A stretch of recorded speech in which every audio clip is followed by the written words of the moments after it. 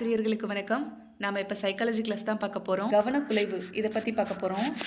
இந்த வரையறை ரொம்ப முக்கியம். ஏன்னா கவனக்குலைவு, கவனச்சிதைவு, கவனக்குலைப்பான்கள், கவனமின்மை இப்படின்னு சொல்லிட்டு ஆப்ஷனில் இந்த வரையறை கொடுத்து கேட்கறதுக்கு நிறைய சான்ஸ் இருக்குது.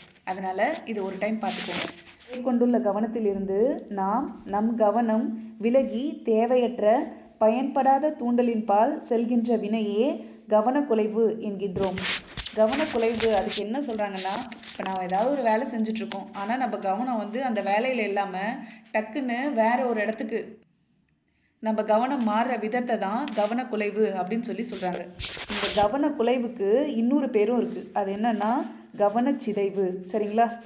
கவனச்சிதைவு, கவனக்குலைவு, கவனச்சிதைவு எனவும் அழைக்கப்படும். கவனக்குலைவு, கவனச்சிதைவு அப்படின்னு சொல்லுவாங்க. நம்மளோட கவனம் ஒரு பொருள் இருந்துச்சுன்னா நம்ம கவனத்தை வேறொரு பக்கம் இழுத்து இடையூறு செய்கிறத தான் நம்ம கவனக்குலைப்பான்கள் அப்படின்னு சொல்லுவாங்க. அதாவது கவனக்குலைவுக்கும் கவனக்குலைப்பான்களுக்கும் டிஃப்ரென்ஸ் தெரியணும்.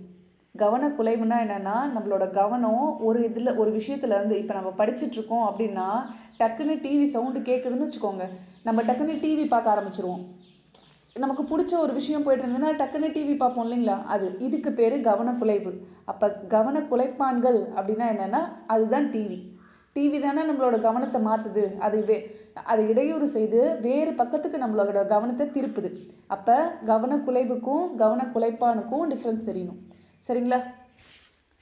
இப்போ இதில் மறைமுக கவனம்னா என்னென்னா, கவனக்குலைவு, கவனச்சிதைவு என்று அழைக்கப்படுகிறது. இதை அப்படியே நோட் பண்ணிக்கோங்க. நம் கவனம் செலுத்தும் பொருட்களிலிருந்து நம் கவனத்தை வேறொரு பக்கம் இழுத்து இடையூறு செய்பவைகள் தான் கவனக்குலைப்பான்கள். இதில் மறைமுக கவனம் அப்படின்னா என்னன்றது தெரியணும். மறைமுக கவனம்னா என்னென்னா, கவர்ச்சி அல்லது அக்கறை, இதுதான் மறைமுக கவனம். அதாவது இப்போ நம்ம குழந்தைங்கள ஒரு பார்க்குக்கு கூட்டு போனோம்னா குழந்தைங்க விளையாண்டுட்டு இருப்பாங்க. ஆனால் நம்ம அவங்கள கவனமாக பார்த்துப்போம்ல. ஏன்னா மேலே ஏறுறாங்க, அந்த ரேடர்லலாம் மேலே ஏறினாங்கன்னா விழுந்துருவாங்களோ என்னவோ அப்படின்னு சொல்லிட்டு பயந்துட்டு நம்ம குழந்தைங்கள கண்காணிச்சிக்கிட்டே இருப்போம்ல. அப்படி ஏன் கண்காணிக்கிறோம்? ஏன்னா குழந்தைங்க மேலே நமக்கு அக்கறை இருக்கிறதுனால தான் குழந்தைங்கள கண்காணிப்போம். அப்போ கவர்ச்சி அல்லது அக்கறை, இதுதான் மறைமுக கவனம்னு சொல்கிறாங்க. அப்போ மறைமுக கவனம்னா என்னென்னா, கவர்ச்சி அல்லது அக்கறை. அப்போ கவர்ச்சி ஆர் அக்கறை அல்லது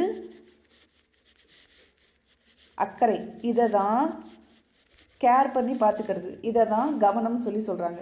சரிங்களா? அதாவது மறைமுக கவனம். கவர்ச்சி செயல்படும் போது கவனம் தோன்றுகிறது.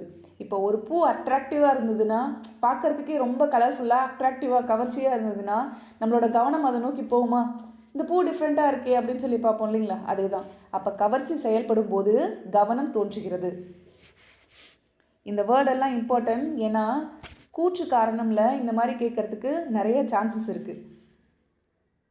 கவர்ச்சி அல்லது அக்கறை இவை இணைந்தது. மறைமுக கவனத்திற்கு கவர்ச்சி அல்லது அக்கறை தேவையில்லை அப்படின்னு சொல்லி கொடுத்துட்டு கவர்ச்சி செயல்படும் போது கவனம் தோன்றுகிறது அப்படின்னு சொல்லி கொடுத்தாங்கன்னா இது நம்மளை குழப்பறதுக்காக கேட்கறது. ஏன்னா கவர்ச்சி அல்லது அக்கறை மறைமுக கவனத்தோட சேர்ந்தது. கவர்ச்சி செயல்படும் போது தான் கவனம் தோன்றும். நெக்ஸ்ட்டு புலன்காட்சியும் சாயலும். ஃபஸ்ட்டு புலன் உறுப்புகள். மனுஷனோட புலன் உறுப்புகள் தான் அறிவின் வாயில்கள் அப்படின்னு சொல்கிறாங்க. அதாவது அறிவோட வாயில்கள். அவன் தெரிஞ்சுக்கிறான்ல நிறைய விஷயங்கள், அதுக்கான வாயில்கள் எது அப்படின்னு கேட்வே எதுன்னு சொல்கிறாங்கன்னா மனிதனோட புலன் உறுப்புகள். கண்ணால் பார்க்கறதுனால புரிஞ்சுக்கிறாங்க, காதால் கேட்கறதுனால நிறைய விஷயங்களை தெரிஞ்சுக்குவாங்க. அப்போ மனுஷனோட புலன் உறுப்புகள் தான் அறிவோட வாயில்கள். வெளி உலகுக்கு தொடர்பு கொள்ள வேண்டிய ஒரு மீடியேட்டராக எது இருக்குன்னா புலன் உறுப்புகள் தான். இந்த பாயிண்ட் இம்பார்ட்டன்ட். இதனின் புலன் உறுப்புகள் அறிவின் வாயில்கள் எனப்படுகின்றன. நெக்ஸ்ட் புலன்காட்சி. புலன் உறுப்புகள் வாயிலாக பெற்ற புலன் உணர்விற்கு நாம் ஏற்கனவே பெற்றிருக்கும் அனுபவங்களின் அடிப்படையில் பொருள் ஊட்டி தூண்டலின் பொருளின் தன்மையை அறிதலை புலன்காட்சி என்கின்றோம். இப்போ புலன்காட்சினா என்ன அப்படின்றத ஈஸியாக நம்ம புரிஞ்சுக்கலாம். எப்படின்னா ஒரு சின்ன எக்ஸாம்பிள் சொல்கிறேன். இப்போ நம்ம மொபைலில் ஏதோ ஒரு சின்ன ஷார்ட்ஸ் பார்த்துட்ருக்கோம். அப்போ திடீர்னு திருவண்ணாமலை கோவில் வருதுன்னு வச்சுக்கோங்க. டக்குன்னு நம்ம மனசில் என்ன தோணும்? நம்ம அந்த கோவிலுக்கு ஆல்ரெடி போயிருந்தோம்னா, நாம் ஒரு முறை போனோம்ல நம்ம ஃபேமிலியோட, அப்போ எவ்வளோ ஜாலியாக இருந்துச்சு அப்படின்னு டக்குன்னு நம்மளோட எண்ணங்கள் ஃபுல்லாக அந்த கோவிலுக்கு போயிட்டு திருப்பி ரிட்டர்ன் ஆகும். புரியுதுங்களா? அப்போ நம்ம கண்ணுன்றது நம்மளோட புலன். கண் மூலமாக அந்த வீடியோவை நம்ம பார்த்தோம். பார்த்த உடனே நம்ம மனத்திரையில் என்ன வரும்? நம்ம அந்த கோவிலுக்கு போன காட்சிகள் எல்லாம் விரிய ஆரம்பிச்சிருமா? அதுதான். அப்போ புலன் காட்சினா புலன் உறுப்புகள் வாயிலாக பெற்ற உணர்விற்கு நாம் ஏற்கனவே பெற்றிருக்கும் அனுபவங்களின் அடிப்படையில் பொருள் ஊட்டி தூண்டல் பொருட்களின் தன்மையை அறிதலே புலன்காட்சி. இப்போ புரியுதுங்களா? அப்போ புலன் உறுப்புகள்ன்றது இந்த இடத்துல கண்ணு, நாம் ஏற்கனவே பெற்றிருக்கும் அனுபவங்கள், ஏற்கனவே நம்ம கோயிலுக்கு போயிருக்கோம், அந்த அனுபவங்களை ரெண்டுத்தையும் மிக்ஸ் பண்ணி தூண்டல் பொருளின் தன்மையை அறிதல் பேர் தான் புலன்காட்சி அப்படின்னு சொல்கிறாங்க. இதுக்கு வந்துட்டு ஜென்ரி ஜி கேரட் அப்படின்ற ஒரு வரையறை சொல்லியிருக்காரு. நம்மை சுற்றியுள்ள பொருட்களை நாம் உணர்ந்து கொள்வதற்காக அமைப்பு செயல்முறையே புலன்காட்சி. இந்த வரையறை இம்பார்ட்டன்ட், பார்த்து வச்சுக்கோங்க. சரிங்களா? இப்போ இந்த புலன்காட்சினா என்னென்னா, புலன் உணர்வு ப்ளஸ் பொருள் அறிதல், புலன் உணர்வு ப்ளஸ் பொருள் அறிதல், இது என்னதுன்னா புலன்காட்சி. இதுக்கு எக்ஸாம்பிளும் அவங்களே கொடுத்துருக்காங்க. இப்போ எங்கேயாவது இந்த பிளாஸ்டிக் பேப்பரு அந்த மாதிரிலாம் எரிய விட்டாங்கன்னா ஒரு ஸ்மெல்லு வரும்ல, அந்த ஸ்மெல்லை வந்து நம்ம மூக்கு உணரும். சரிங்களா? அதுதான் புலன் உணர்வு. அதுதான் புலன் உறுப்பு. டக்குன்னு நம்ம மைண்டு என்ன சொல்லும்? சாம்பிராணி ஊதுபத்தி ஸ்மெல்லாக இருந்தால் அப்பா நல்ல ஒரு ஸ்மெல்லு அப்படின்னும். இதே பிளாஸ்டிக்கு இல்லை ரப்பர் இந்த மாதிரி எரிச்சதுன்னா ஏதோ பொசுங்குது அப்படின்னு சொல்லிட்டு அந்த ஸ்மெல்லை வச்சே அது என்ன பொருள்னு உணர்த்துமா? அதுதான். இதுக்கு பேர் தான் புலன்காட்சி. அதாவது புலன் உணர்வு ப்ளஸ் பொருள் அறிதல். இந்த புலன்காட்சியை பாதிக்கும் காரணிகள் வந்து 2 இருக்குது. ஃபஸ்ட்டு வந்து புறக்காரணி, 2வது அகக்காரணி. புறக்காரணிகள்னால் என்னென்னா, புலன் உணர்வுகளை தோற்றுவிக்கும் புறப்பொருட்கள் புலன்காட்சியின் புறக்காரணிகள். அதாவது தூண்டப்படும் பொருளோட தொடர்பானது எல்லாமே புறவய காரணி. அகக்காரணினா பார்க்கறது, உணர்வு, இதுக்கு தொடர்பானதெல்லாம் அகவய காரணி. என்னது தூண்டப்படும் பொருட்கள் தொடர்பானவை, பார்ப்பவர் அல்லது உணர்வர் தொடர்பானவை? ஒன்றும் புரியலையே அப்படின்னு யோசிக்கிறீங்களா? நான் எக்ஸாம்பிள் சொல்கிறேன். இப்போ புறவய காரணிகள்னால் நம்ம வந்து பார்க்குற விஷயம், கவனிக்கிற விஷயம், அதாவது அந்த பொருளோட தன்மையை பொறுத்தது. அது ஃபஸ்ட்டு வந்து சைஸு. நமக்கு பேசிக்காக பார்த்திங்கன்னா சின்ன பொருளை விட பெரிய பொருட்கள் தான் நம்மளோட கவனத்தை சீக்கிரமாக ஈர்க்கும். பார்த்துருக்கீங்களா? நம்ம எங்கேயாவது இப்போ கடைக்கு போனாலும் குட்டி குட்டி டாய்ஸை விட பெரிய பெரிய டாய்ஸு குழந்தைங்களுக்குமே அப்படி தானே இருக்கும். அந்த அட்ராக்டிவாக பெருசாக இருக்கிறதுக்கு மேலே தானே நம்மளோட கவனம் ஃபஸ்ட்டு போகும். அதுதான் அது. இதெல்லாமே புறவய காரணிகளுக்கான எக்ஸாம்பிள் சொல்கிறேன். புறவய காரணிகளுக்கு என்னென்னலாம் வரும்னா, அளவு, அதாவது சைஸு, அடுத்தது செறிவு. மங்கலான ஒளியை விட நல்ல பிரகாசமாக இருக்கிற ஒளியும், லைட்டாக இருக்கிற சவுண்டை விட நல்ல வேகமாக இருக்கிற சவுண்டும் தான் நம்ம ஃபாஸ்ட்டாக உணர்வோம். புரியுதுங்களா? அது வந்து செறிவு, அந்த பொருட்களோட செறிவு. நெக்ஸ்ட்டு மாற்றம்னா என்னென்னா, ஒரே சீராக இருக்கிற விஷயத்தை விட திடீர்னு ஒரு மாற்றம் வந்துச்சுன்னா அது வந்து நம்ம கவனத்தை கவரும். அதாவது இப்போ ஃபேன் ஓடிட்டே இருக்கும், டக்குன்னு நின்றுடுச்சுன்னா நமக்கு அது சடனாக தெரியும். நோட் பண்ணியிருக்கீங்களா? நம்ம காரில் போயிட்டுருக்கும்போது டயர்டாக இருக்குன்னு தூங்கிட்டே போனோம்னா திடீர்னு சடன் பிரேக் போட்டு காரை நிறுத்திட்டாங்கன்னா டக்குன்னு எழுந்து ஏன் கார் நின்று போச்சு அப்படின்னு யோசிப்போம்ல, அதுதான். அப்போ இது எல்லாமே அகக்காரணியில் தான் வரும். அப்புறம் அசைவு, நிலையாக இருக்கிற பொருளை விட அசைஞ்சிக்கிட்டே இருக்கிற பொருள், இதுவுமே நம்மளோட கவனத்தில் பதியும். அப்புறம் இந்த முரண்பாடுன்னு சொல்லுவாங்கள்ல, இப்போ ஒரு ஒயிட் பேப்பரில் டார்க்காக ஒரு சின்ன புள்ளி இருந்ததுன்னா, பிளாக் கலரில் இருந்துச்சுன்னா நமக்கு ஃபஸ்ட்டு நம்மளோட கவனம் அந்த புள்ளிக்கு தான் போகும். எம்டியாக இருக்க அந்த ஒயிட் பேப்பரில் இருக்க அவ்வளோ ஸ்பேஸ் தெரியாது, அங்கே அந்த புள்ளிக்கிட்ட தான் போகும். முரண்பாடு, அதாவது பொருளுக்கு இருக்கிற இடையே இருக்கிற அந்த முரண்பாடு. அப்புறம் ஒரு விஷயம் மறுபடியும் நிகழ்கிறது. நமக்கு பிடிக்காத ஒரு விஷயம் கூட மறுபடியும் கேட்டுகிட்டே இருந்தால் மெமரியில் அப்படியே ஸ்டோர் ஆயிரும். இப்போ டிவியில் ஏதாவது ஒரு ஆடு பார்த்தோம்னு வச்சுக்கோங்க, நமக்கு அந்த ஆடு பிடிக்கவே இல்லைனாலும் மறுபடியும் அந்த ஆடு வந்துகிட்டே இருந்தால் என்ன ஆகிடும்? அது அப்படியே நம்ம மனசில் பதிய ஆரம்பிச்சோம். இப்போ புலன்காட்சியை பாதிக்கிற காரணிகளில் புறக்காரணிகள் இது எல்லாமே வரும். அகக்காரணி வந்து நம்மளோட மனநிலையையும் உடல் நிலையையும் பொறுத்தது. எப்படின்னா, நமக்கு வந்துட்டு ரொம்ப பசியாக இருந்துச்சுன்னு வச்சுக்கோங்களேங்க, நம்ம ரோட்டில் நம்ம காரில் போயிட்டுருக்கோம். அப்போ ரொம்ப பசியாக இருக்குன்னா நம்ம வந்து எதை ஃபஸ்ட்டு நோட்டீஸ் பண்ணுவோம்? அங்கே இருக்கிற நேம் போர்டு, ஒரு ஹோட்டல்ஸோட நேம் இது தானே நம்ம நோட் பண்ணுவோம். அதுதான். அப்புறம் வேறு என்ன சொல்லலாம்னா அகக்காரணி, நாம் ஏதாவது ஒரு கோஸ்ட் மூவி பார்த்து பயந்துட்டோம்னா நைட்டில் நம்மளுக்கு எதை பார்த்தாலுமே பயமாக இருக்கும் சின்ன வயசுலலாம். இந்த மாதிரியான மனநிலை, அப்புறம் ஆர்வம், கவனம் இதெல்லாமுமே அகக்காரணி தான். அதாவது இப்போ நம்ம கிரிக்கெட் பார்த்துட்ருக்கோன்னு வச்சுக்கோங்களேன். இப்போ தோனி எத்தனை பேருக்கு பிடிக்கும்னு தெரியல. இப்போ அவரோட பேட்டிங் பார்த்துட்டே இருந்தீங்கன்னா, திடீர்னு அவர் அந்த ஹெலிகாப்டர் ஷாட்லேருந்து வேறு ஒரு விதமாக ஷாட் அடிச்சிட்டாருன்னு வச்சுக்கோங்க. அவரோட சின்ன சின்ன மூமெண்ட்டு கூட ரசித்து பார்க்குறவங்களுக்கு அவர் எப்படி 6 அடிக்கிறாரு, 4 அடிக்கிறாரு அப்படின்றத அவர் டக்கு டக்குன்னு மாற்றினாருன்னா, அது அவங்களுக்கு கரெக்டாக தெரியும். அதை தான் அந்த வர்ணனையாளர்கள் கூட கரெக்டாக நோட் பண்ணி சொல்லுவாங்க. ரீசன் என்னென்னா உங்களுக்கு ஆர்வம் இருக்குது, அதில் கவனம் இருக்குது. இது எல்லாமே அகக்காரணி தான். நான் இப்போ உங்களுக்கு எக்ஸாம்பிள் தான் சொல்லிகிட்ருக்கேன். இது எல்லாமே பார்த்திங்கன்னா அகக்காரணியில் வரும். சரிங்களா? புலன் உணர்வுகளை தோற்றுவிக்கும் புறப்பொருட்கள் புலன்காட்சியின் புறக்காரணிகள். சரிங்களா? புலன் உணர்வுக்கு நம் மனதால் தரப்படும் பொருள் விளக்கமே புலன்காட்சியின் அகக்காரணிகள். இது ரெண்டுத்தையும் நோட் பண்ணி வச்சுக்கோங்க. இது ரெண்டுத்தையும் தெளிவாக தெரிஞ்சிருச்சுனாவே ஓகே தான். புலன்காட்சியின் 4 கூறுகள் இருக்குது அப்படின்னு சொன்னது யாருன்னா முர்ஃபி. அவர் என்ன அந்த 4 கூறுகள் சொல்கிறாருன்னா, புலன் உறுப்புகளால் பெறப்பட்ட உணர்வு. அதாவது நம்ம புலன் உறுப்புனால நம்ம என்ன உணர்வு பெற்றோம். நம்ம வீட்டில் அம்மாலாம் இருக்காங்கல்ல, அவங்க வந்து ஒரு டிவோட்டியாக இருந்தாங்கன்னா, இந்த கோவிலுக்கு போனாங்கன்னா அப்படியே சாமியை பார்த்தாவே அழ ஆரம்பிச்சிருவாங்க. பார்த்துருக்கீங்களா? அப்போ அவங்க கண்ணால் பெறப்பட்ட உணர்வு தான் அவங்க அழுக. அப்போ புலன் உணர்வுகளால் பெறப்பட்ட உணர்வு. இது வந்து புலன்காட்சியோட கூறுகளில் ஃபஸ்ட்டு.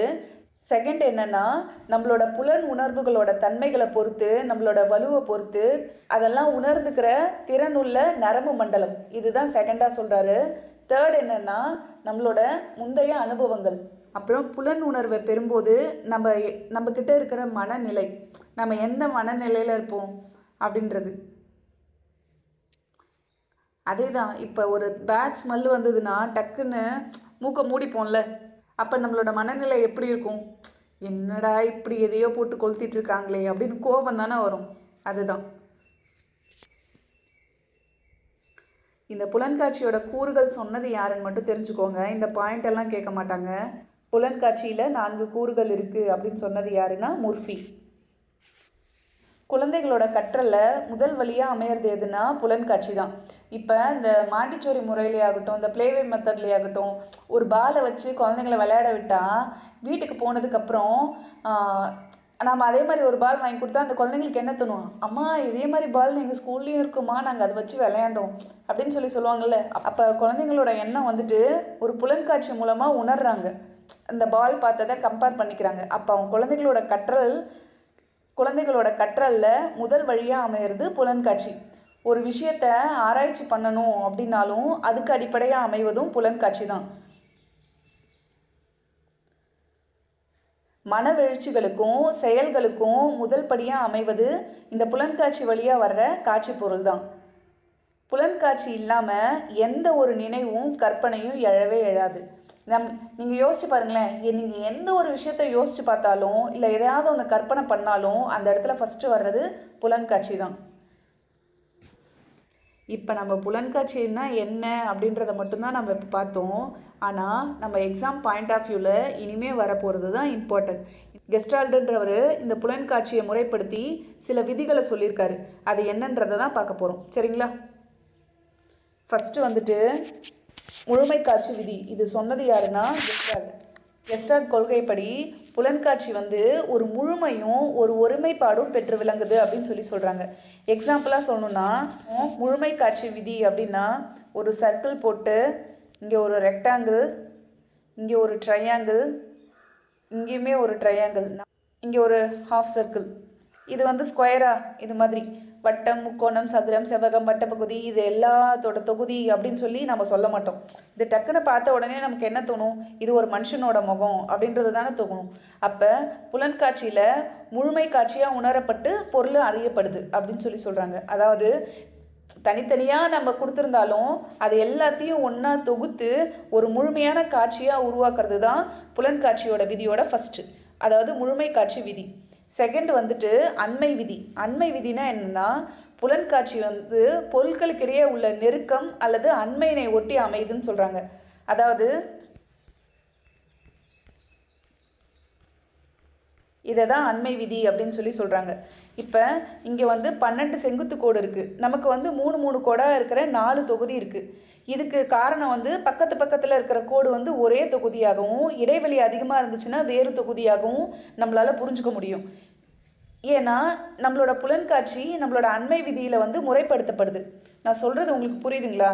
இப்போ நம்ம இதை பார்த்துட்டு இங்கே எத்தனை ஸ்டிக் இருக்குதுன்னு கேட்டால் 4 தொகுதியாக இருக்குது. இது ஒரு தொகுதி, இது ஒரு தொகுதி, இது ஒன்று, இது ஒன்று, இப்படி சொல்லுவோமா? இந்த 4 தொகுதியும் எப்படி நம்ம சொல்கிறோம்? ஏன்னா ஒவ்வொரு தொகுதியிலையும் 3 இருக்குது. அப்போ நாம் இதை வந்துட்டு எல்லாத்தையும் ஒன்றா கேதர் பண்ணுறது கிடையாது. இந்த 12 கோடையும் நம்ம 3 தானே பிரித்து சொல்கிறோம். அதுதான். அப்போ இடைவெளி இல்லாமல் இருந்துச்சுன்னா நம்ம ஒன்றா சொல்லியிருப்போம். ஒவ்வொரு இடத்துக்கும் நம்ம இடைவெளி சரிசமமாக இருக்குது அப்படின்றதுனால இது ஒன்று வேறு தொகுதி அப்படின்னு நம்ம புரிஞ்சுக்கிறோமா?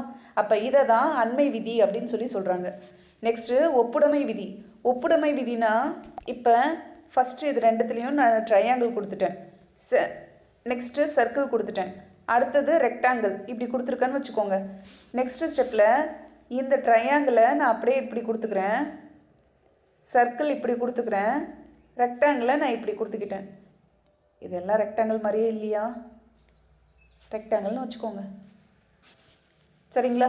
இப்போ முதல் படத்தில் இருக்கிற உருவ ஒற்றுமைக்கு ஏற்பதான் செகண்ட் பிக்சர்லேயும் எப்படி இருக்குது?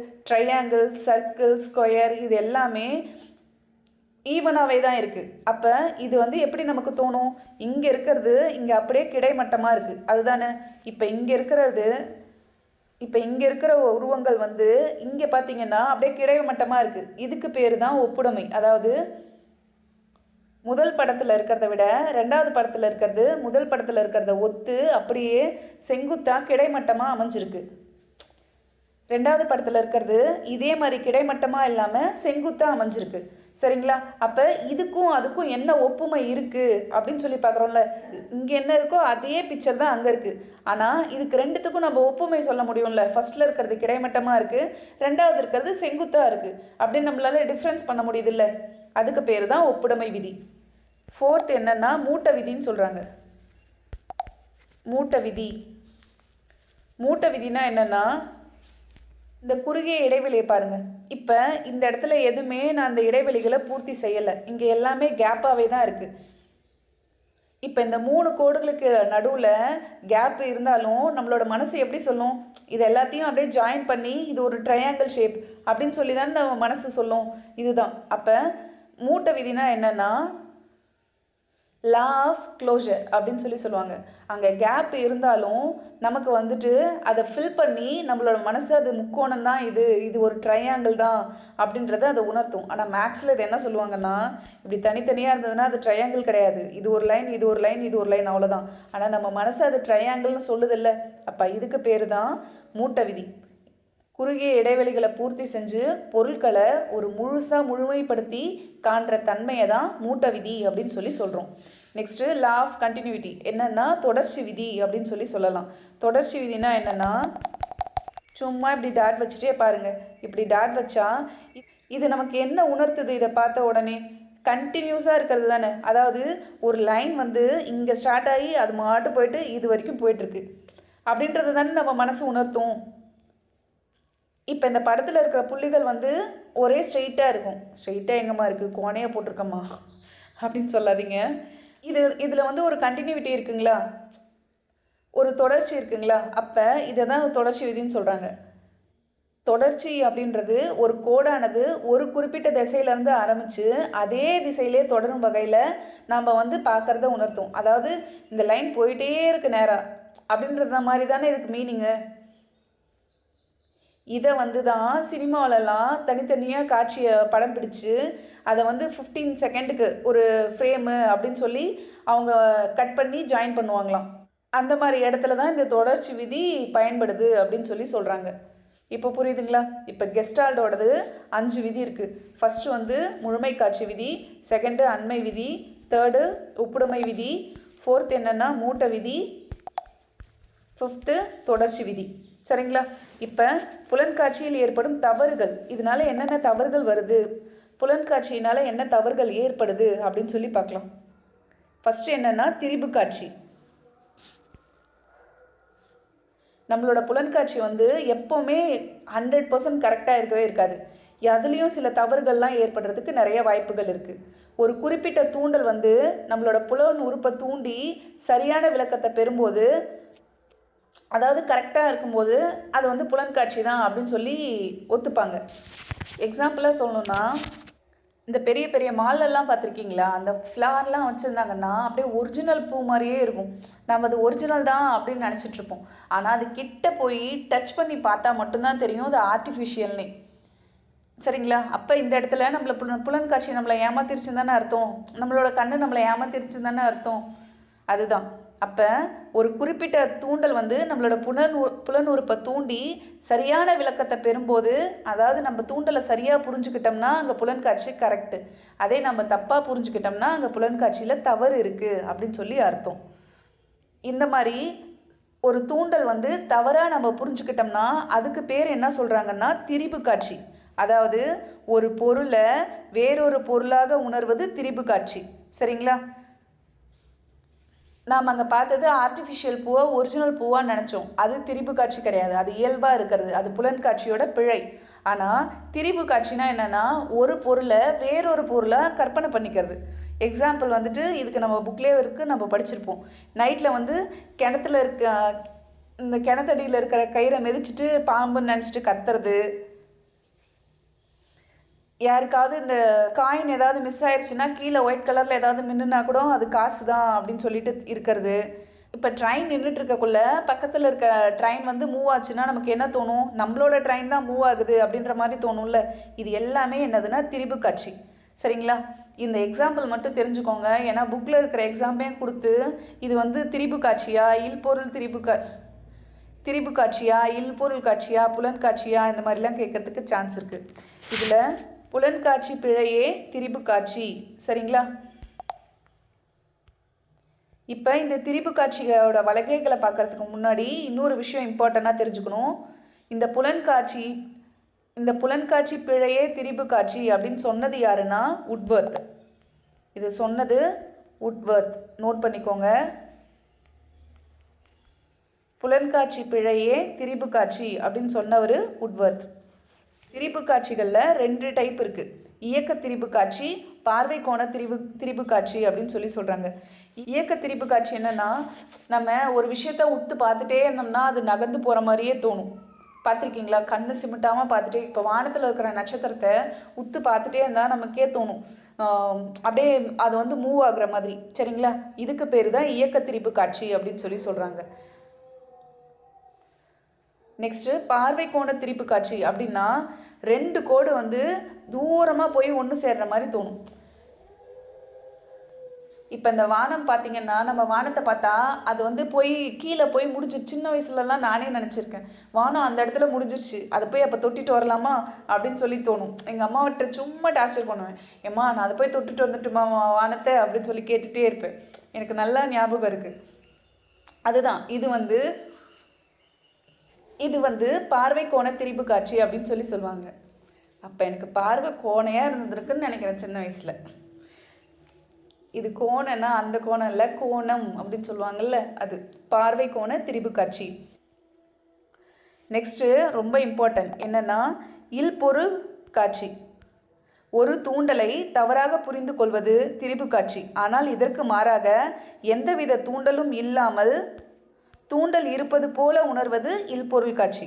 அதாவது ஒரு பொருளை வேற ஒரு பொருளாக நம்ம நினச்சிக்கிறது திரிபு காட்சி. அதாவது நம்ம புக்லேயே படிச்சிருப்போம்ல, இந்த கயிறை பாம்பாக நினச்சிக்கிறது, இது எல்லாமே திரிபு காட்சி.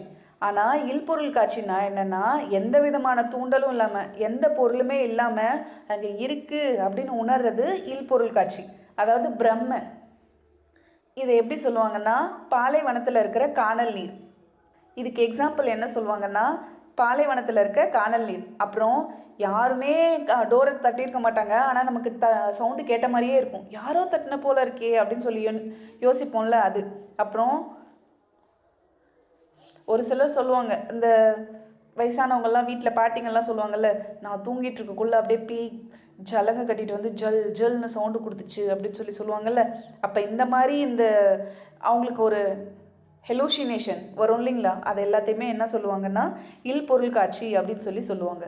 இப்போ இந்த இல்பொருள் காட்சிக்கு பேசிக் என்னன்னா நம்மளோட மனசு தான் அப்படின்னு சொல்கிறாங்க.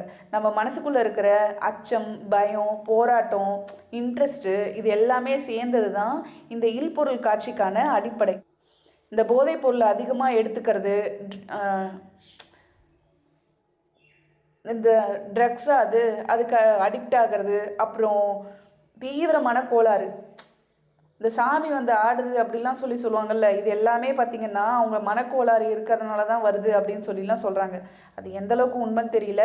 பட் இதெல்லாமே பார்த்திங்கன்னா இந்த இல்பொருள் காட்சிக்கு அடிப்படையாக இருக்குது அப்படின்னு சொல்கிறாங்க. சாயல்கள். அறிதலின் மேம்பட்ட நிலையை சாயல்களின் துணை கொண்டு அறிதல் என அழைக்கின்றோம். சாயல்கள்னா என்னன்னு தெரியணும். ஏன்னா சாயல்களுக்கும் புலன்காட்சிக்கும் உங்களுக்கு டிஃப்ரென்ஸ் தெரிஞ்சுதுனா தான் எக்ஸாம்பிள் கொஷின் கேட்டாங்கன்னா உங்களால் ஆன்சர் பண்ண முடியும். இப்போ புலன்காட்சினா நம்ம நேரில் பார்த்து அதை நம்ம உணர்வோம், சரிங்களா? இப்போ நம்ம சொன்னோம் இல்லைங்களா, நம்ம புலனால் உணரப்பட்டு நம்ம வந்து நம்மளோட காட்சிகள் விரியறது, அதை தான் நம்ம புலன்காட்சி அப்படின்னு சொல்லுவோம். அதாவது ஒரு ஸ்மெல்லு வந்ததுன்னா நம்ம சொன்னோம் இல்லைங்களா, இப்போ எதையாவது கொளுத்துறாங்க அப்படின்னா அந்த ஸ்மெல்லை வச்சே அது என்ன பொருள் அப்படின்றத நம்ம கெஸ் பண்ணுவோம்ல, அதுதான் புலன்காட்சி.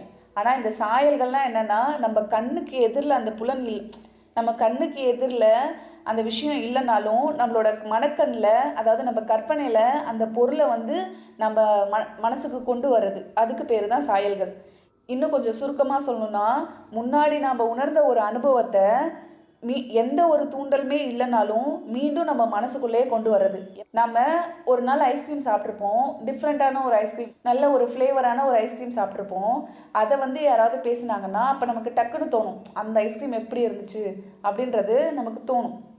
இந்த சாயல்கள் எப்படி உருவாகுதுன்னா, நாம் ஒரு பொருளை பார்க்கும்குள்ள இல்லை அதோட சவுண்டை கேட்கும்போது நம்மளோட பிரெயினில் வந்துட்டு அது வந்து ஒரு பதிவை ஏற்படுத்தும்.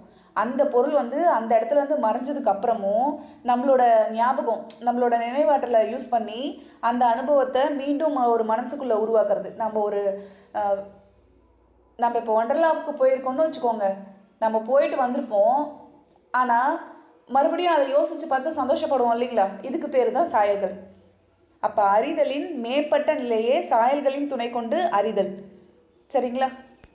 நெக்ஸ்ட்டு சாயல்களும் புலன்காட்சியும் அப்படின்னு சொல்லி கொடுத்துருக்காங்க. புலன்காட்சினா என்னென்னா, புலன் உணர்ச்சிக்கு ஏற்ப பொருள் அமைஞ்சதுன்னா அது வந்து புலன்காட்சி. சாயல்களுக்கும் புலன்காட்சிக்கும் என்ன டிஃப்ரெண்ட்டு அப்படின்றத தெரிஞ்சுக்கணும். புலன்காட்சினா நாம் வந்து ஒரு பொருளை உணர்ந்து அது மூலமாக நம்மளோட காட்சிகள் விரிவடைகிறது. நான் ஆல்ரெடி சொல்லியிருப்பேன், அதுதான் புலன்காட்சி. ஆனால் சாயல்கள்னால் எந்த ஒரு இதுவுமே இல்லாமல், அதாவது எந்த ஒரு பொருளுமே இல்லாமல் கற்பனையாலேயே நம்ம ஏற்கனவே அனுபவித்த ஒரு விஷயத்த மறுபடியும் ஞாபகப்படுத்தி உணர்றது, அதுக்கு பேர் தான் சாயல். இப்போ புலன்காட்சி வந்து நல்ல செறிவு மிக்கது. அதாவது இப்போ ஒரு ஸ்மெல்லு வருதுன்னா நம்ம டக்குன்னு மூக்க முடிப்போம், பிடிக்கல அப்படின்னு சொல்லிட்டு டக்குன்னு மூக்க முடிப்போம். ரொம்ப பிடிச்சிருந்ததுன்னா அந்த அரோமா நல்லா இருந்ததுன்னா நல்லா சுவாசிப்போம். இதுவே சாயல்லாம் என்னென்னா, நம்ம ஏற்கனவே எங்கேயாவது ஒரு இடத்துல போயிட்டு ஒரு பிரியாணி சாப்பிட்ருந்தோம்னா அதோட ஸ்மெல்லு இப்போ வந்து வாசம் அடிக்குதுன்னு மூந்து பார்த்துட்டு இருக்க முடியுமா? முடியாது. அதை வந்து அனுபவிக்க மட்டும்தான் செய்வோம். அதுதான் சாயல், புரியுதுங்களா? இது அப்போ புலன்காட்சி வந்து செறிவு மிக்கது. அந்த சமயத்தில் அந்த விஷயம் வந்து நடக்கிற மாதிரி இருக்கும். ஆனால் சாயல்கள் வந்து செறிவு குறைந்தவை, ரொம்ப மங்கலானது. அதுலேருந்து நுட்பமான விஷயத்தை எதையும் யோசிக்க முடியாது. ஆல்ரெடி நடந்த விஷயத்த நம்ம அந்த அனுபவத்தை மறுபடியும் யோசித்து பார்க்குறோம், அவ்வளோதான். புலன்காட்சி வந்து தூண்டல் இருக்கும் வரைக்கும் தான் இருக்கும். இப்போ அந்த ஸ்மெல்லு வர வரைக்கும் தான் நம்ம மூக்கு மூடியிருப்போம். ஸ்மெல்லு போயிடுச்சுன்னா நம்ம மூக்கிலேருந்து கை எடுத்துருவோம். ஆனால் சாயல்கள் வந்து நிலைச்சிருக்கும், நீடிச்சிருக்கும். நம்ம எப்போ யோசித்தாலும் அந்த ஒரு சந்தோஷமான விஷயத்தை யோசித்தோம்னா அந்த சந்தோஷம் நமக்கு கொடுக்கும். இதில் இம்பார்ட்டன்ட் பாயிண்ட் என்னென்னா, புலன்காட்சி தோன்றி மறைஞ்சதுக்கப்புறம் மனத்தில் இருத்தி வைக்கப்படுவது புலன்காட்சியோட சாயல்கள், புரியுதுங்களா? சாயல்களோட வகைகள் இது மட்டும் தெரிஞ்சுக்கோங்க. காட்சி சாயல். ஃபஸ்ட்டு வந்து காட்சி சாயல்னால் என்னென்னா, நம்ம ஃப்ரெண்டு எங்கேயாவது ஃபாரின் போயிட்டாங்கன்னா, நம்ம ஃப்ரெண்டு கூட எப்படிலாம் விளையாண்டோம், எப்படிலாம் இருந்தோம் அப்படின்னு சொல்லிட்டு நம்ம ஃப்ரெண்டோட ஃபேஸே நம்மளோட கண்ணு முன்னாடி இருக்க மாதிரி நம்ம உணர்வோம்ல, எப்படிலாம் இருந்தோன்றதை யோசிப்போம்ல. அப்போ அந்த காட்சியை தானே நம்ம கொண்டு வந்து கண் முன்னாடி நிறுத்துகிறோம், அதெல்லாம் நினைவு கூர்றோம். அப்போ அதுக்கு பேர் தான் காட்சி சாயல்கள். சரிங்களா? நெக்ஸ்ட்டு கேள்வி சாயல்கள். கேள்வி சாயல்கள்லாம் என்னென்னா, நம்ம இப்போ ஒரு ஃபிலிம் பார்த்துட்டு வந்தோம்னா அந்த ஃபிலிமில் வர சாங்கை நம்ம யோசித்து மறுபடியும் மறுபடியும் அதை பாடி பார்க்குறது. அந்த பாட்டு பாடினவங்களோட அந்த சிங்கரோட வாய்ஸ் எல்லாம் ஞாபகம் வச்சு நாமளும் அவங்கள மாதிரியே ட்ரை பண்ணுறது. இதுக்கு பேர் தான் கேள்வி சாயல்கள். நாம் எங்கேயாவது ஒரு ஹோட்டல்லையோ இல்லை மேரேஜ்லேயோ நமக்கு பிடிச்ச மாதிரி ஒரு சாப்பாடு சாப்பிட்ருந்தோம்னா அந்த சாப்பாட்டோட விஷயத்தை வந்து யோசித்து பார்த்து அதை அனுபவிக்கிறது. அதுதான் சுவை சாயல். ஃபோர்த்தாக வந்துட்டு மனசாயல். மனசாயல்னா ஸ்மெல்லு. அதாவது இந்த பெர்ஃப்யூம் எல்லாம் அடிச்சிருந்தாங்கன்னா அதை வச்சே கண்டுபிடிச்சிருவாங்க இது வந்து ஜாஸ்மின் ஃப்ளேவரா, சாக்லேட் ஃப்ளேவரா, இல்லை என்ன அப்படின்றத அந்த ஸ்மெல்லை வச்சே நமக்கு தெரிஞ்சிடும். அதுக்கு காரணம் என்னென்னா, நம்ம ஆல்ரெடி அந்த ஸ்மெல்லை நம்ம முகர்ந்து பார்த்துருப்போம். அது மூலமாக நம்மளால் ஃபைண்ட் அவுட் பண்ண முடியுதில்ல, அதுதான். லாஸ்ட்டாக தொடு சாயல். தொடு சாயல்னால் என்னென்னா, இப்போ கண்ணை மூடிட்டு ஏதாவது ஒரு பொருளை தொட்டோம்னா அந்த பொருளோட அளவு, உருவம், அளவு அதை உணர்ந்து நம்ம இப்போ ஒரு லெமனை தொடுறோம்னா கூட அது ரவுண்டாக இருக்கும், இப்படி இருக்கும், இந்த சைஸில் இருக்கும் அப்படின்றத தொட்டு பார்த்தாவே நம்மளால தெரிஞ்சிடும்ல. அப்போ அந்த கால்பந்தை இப்போ பால் கிக் பண்ணும்போது அப்போ நமக்கு என்ன ஒரு ஃபீலிங் வருது, மற்ற பொருட்களை நம்ம தொடும்போது அந்த பொருள் இதுவாக தான் இருக்கும்னு நம்ம ஃபைண்ட் அவுட் பண்ணுறது, இது எல்லாமே தொடு சாயலில் வரும். அப்போ சாயல்கள் 5 இருக்குது. காட்சி சாயல், கேள்வி சாயல், சுவை சாயல், மனசாயல், தொடு சாயல். சரிங்களா? இப்போ இந்த சாயல்களை உருவாக்குற திறன் வந்து சின்ன குழந்தைங்களுக்குமே இருக்குது. குழந்தைகளின் சாயல் திறன். இந்த சாயல்களை குழந்தைகளாலேயும் உருவாக்க முடியும். குழந்தைங்க எப்படி யூஸ் பண்ணுவாங்கன்னா, குழந்தைகள் வந்துட்டு பெரும்பாலும் புலன் வழியாக தான் சாயல்களை சிந்தனையில் பயன்படுத்துவாங்க. ஆனால் பெரியவங்கள்லாம் எதில் பயன்படுத்துவாங்கன்னா சொற்சாயல்கள். அப்போ குழந்தைகள் அப்படின்னு வந்தால் அவங்களோடது குழந்தைங்கன்னா புலன் சாயல்கள். சரிங்களா? புலன் வழியாக தங்களோட சாயல்களை சிந்தனையில் கொண்டு வருவாங்க. ஆனால் வயது வந்தவர்கள் சொற்சாயல்கள். இதில் வந்துட்டு புலனால் வர சாயல்களை விட சொற்சாயல் அதுதான் நிறைய இன்ஃபர்மேஷனை கொடுக்கும். எக்ஸாம்பிளாக சொல்லணுன்னா, இப்போ ஒரு குழந்தைங்க வந்து புதுசாக ஃபஸ்ட்டு டைம் ஒரு தேலை பார்க்குது. நல்லா பெருசாக ஒரு தேலை ஒன்று பார்க்குது. அதை வந்துட்டு ஒரு தூரமாக கொஞ்சம் பார்த்துருச்சுன்னு வச்சுக்கோங்க. இதை வந்து குழந்தைங்க வந்து எப்படி கன்வெர்ட் பண்ணுவாங்க அவங்க அம்மாட்ட, அம்மா அங்கே வந்து பெருசாக ஒரு பூச்சி பார்த்தேன், அது இந்த கலரில் இருந்துச்சு, அதோட கால்லாம் இப்படி இருந்துச்சு அப்படின்னு அவங்க வந்து அந்த புலன் அதோட அவங்க பார்த்த அந்த ஒரு விஷயத்தை தான் அவங்க எக்ஸ்பிளைன் பண்ணுவாங்க. அதுக்கு பேர் என்ன அப்படின்றத அது கரெக்டாக சொல்ல முடியாது. அதுக்கான விஷயங்களை அவங்களால கேதர் பண்ணவும் முடியாது. ஆனால் இதே பெரியவங்க அது சொற்சாயல்கள் மூலமாக சிம்பிளாக அங்கே தேள் இருந்துச்சு அப்படின்றத கரெக்டாக கன்வெர்ட் பண்ணுவாங்கல்ல. இது உங்களுக்கு சிம்பிளாக தான் நான் சொல்லியிருக்கேன் இந்த எக்ஸாம்பிள். இதுதான். அப்போ அந்த குழந்தைகள் அவங்களோட சாயல்கள் புலன் வழியாக இருக்கும், பெரியவர்களோடது சொற்சாயல்களாக இருக்கும். அதனால தான் இந்த பெரியவர்களோட சொற்சாயல்கள் வந்து கருத்தியல் சிந்தனையில் வருது. குழந்தைங்களோட இந்த புலன் சாயல்களால் கருத்தியல் சிந்தனை ஏற்படுத்த முடியாது. சரிங்களா? அதனால தான் குழந்தைங்கக்கிட்ட ஏதாவது ஒரு விஷயத்தை கேட்டாக்க அவங்க வந்து கற்பனையால் கரெக்டாக சொல்ல முடியாததுனால தங்களோட கருத்துக்களையும் சேர்த்து குழப்பிடுவாங்க ஒரு சில விஷயங்களை. அதனால தான் சொற்சாயல்கள் எப்போவுமே சிந்தனையோட மீளாக்கத்தை ஏற்படுத்த முடியும். இப்போ இந்த குழந்தைங்க தங்களோட புலன் சாயல்களை எப்போ விடுவாங்கன்னா 12 வயசுக்கு அப்புறம் தான். இந்த 12 வயசு வரைக்கும் இந்த புலன் சாயல்கள் இருக்கும். 12 வயசுக்கு அப்புறம் இந்த புலன் சாயல்கள் குறைஞ்சிரும்.